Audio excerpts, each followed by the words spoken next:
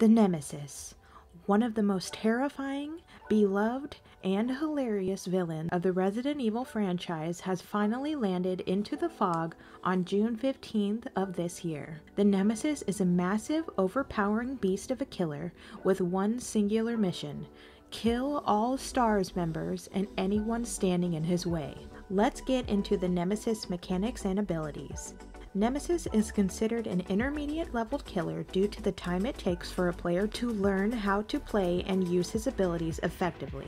The Nemesis's weapon is his fist. No, seriously, the name of his weapon is called Raw Fists. And when you look at the absolute brutish terror that is the Nemesis, it makes sense. His entire body was created to be a weapon, so it makes sense that his loadout is his fist. Although, having a giant cannon that he sometimes carries around with him throughout the franchises would have been cool. Just saying, devs. Anyways, his power is called the T-Virus, a massive tentacle that slithers out of his hand, and he can whip at survivors to contaminate them. There is a short charging time to power up the tentacle strike ability before being able to hit survivors with it. If survivors do not inject themselves with the vaccine after being contaminated, Nemesis has two ways of injuring and downing survivors: the good old-fashioned way with his Fist of Fury, or his tentacle strike attack if the survivors stay in the contaminated state. You will know if a survivor is contaminated if their character model is covered in a bright blue goo. It is best to try and use the tentacle strike whenever possible. On zombies, on survivors, on breakable walls and pallets after tier 2 of the ability, as the ability has 3 levels to the mutation rate, which gives players more use with the power. Now bear with me because there is a lot to the mutation rate and the points going into leveling up the ability. So the mutation rate has 2 thresholds: mutation rate 2 and mutation rate 3. To get to mutation rate 2, you need 6 contamination points. And to get to 3, the highest level, you have to get to 15 contamination points. The contamination points are as follows. If you hit a survivor that's not contaminated and contaminate them, it is 3 contamination points. If you hit an already contaminated survivor, it is 1 contamination point. Destroying zombies with a tentacle strike is 1 contamination point. Although destroying zombies any other way but the tentacle strike is no contamination points. Each time the mutation levels up, both survivor and killer receive an audio cue that differs. Here is mutation level 2 audio. And here is mutation level 3. The first level of mutation that each player starts out with at the beginning of a trial does not give you anything other than the ability to use the tentacle strike.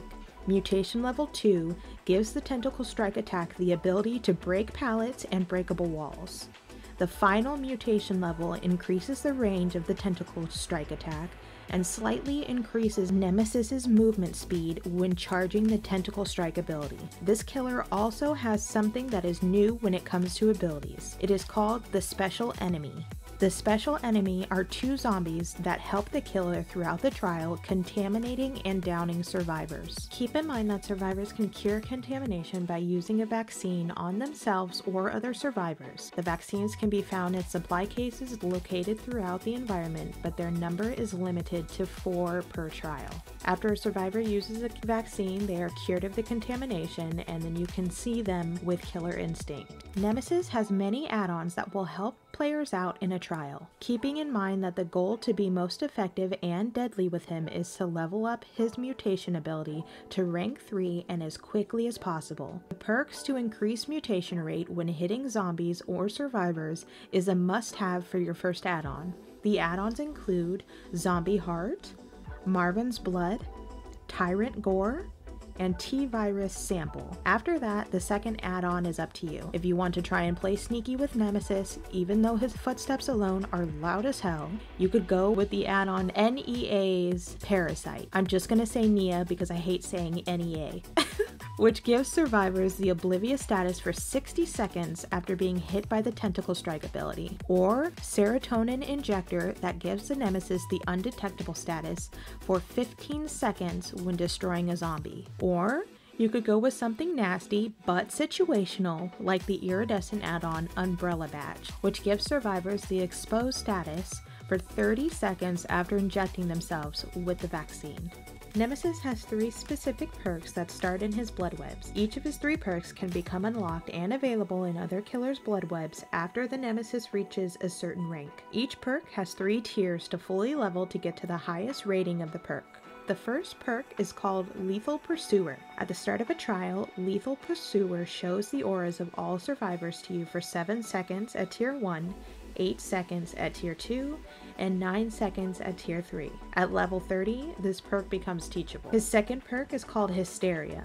Once the killer hits a survivor, they are inflicted with the undetectable status for 20 seconds at tier 1, 25 seconds at tier 2, and 30 seconds at tier 3. At rank 35, this perk becomes teachable. His last perk is called Eruption. Eruption starts after kicking generators. All affected generators will have their auras turn from red to yellow. After downing a survivor, all affected generators explode.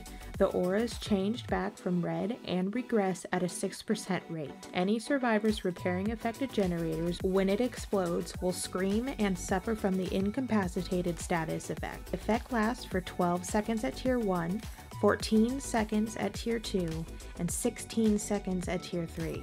At rank 40, this perk becomes teachable. Here is a basic guideline for Nemesis. Nemesis is a very dangerous and strong killer in the right hands. His tentacle strike ability is a cross between Huntress and Pyramid Head. Once survivors have been contaminated, Nemesis can hit players at a range that grows larger at tier 3 of mutation. His tentacle can hit players over pallets, over windows, and through loops.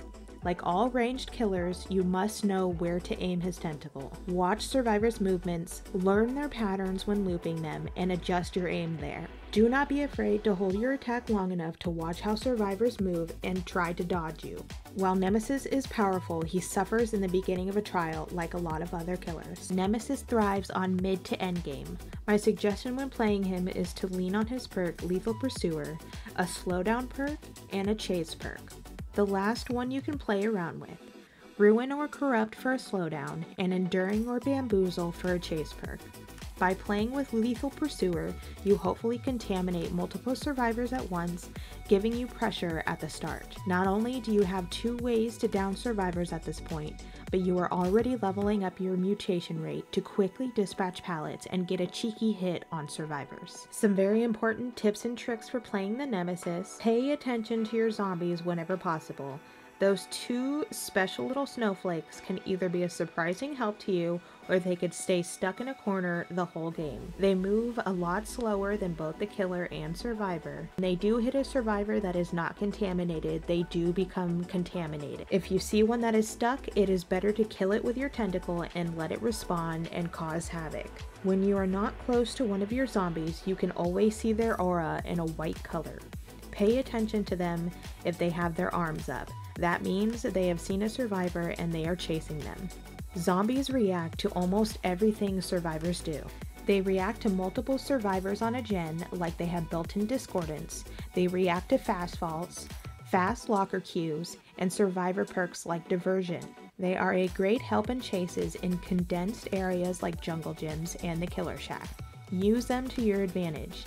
Make the survivor have to move near or around the zombies, giving you time to catch up and get a hit in. Always use your tentacle after you hit tier 2. You break pallets and breakable walls faster this way. Your goal is to get to tier 3 for the range boost of your tentacle strike. It is better to fail for a few games to learn how to effectively use your tentacle strike than to ignore it to M1 survivors all game. I'm not saying don't M1 survivors. If you feel you can get an easier down by M1ing and they're already injured, take the M1 and get the down. But for the most part, you want to be learning your tentacle strike. I'll say this again and again. With all killers, there is a balance that you must find in order to win games. When should you be pressuring survivors? When should you commit to a chase? Are my zombies where they should be? How far am I from mutation rate 3? Do not be afraid to fail. Get to know the killer in and out. Find out if you enjoy the killer's playstyle. Then take the time to really be nasty with him. Now go out there and show these nasty survivors why they shouldn't mess with your nemesis.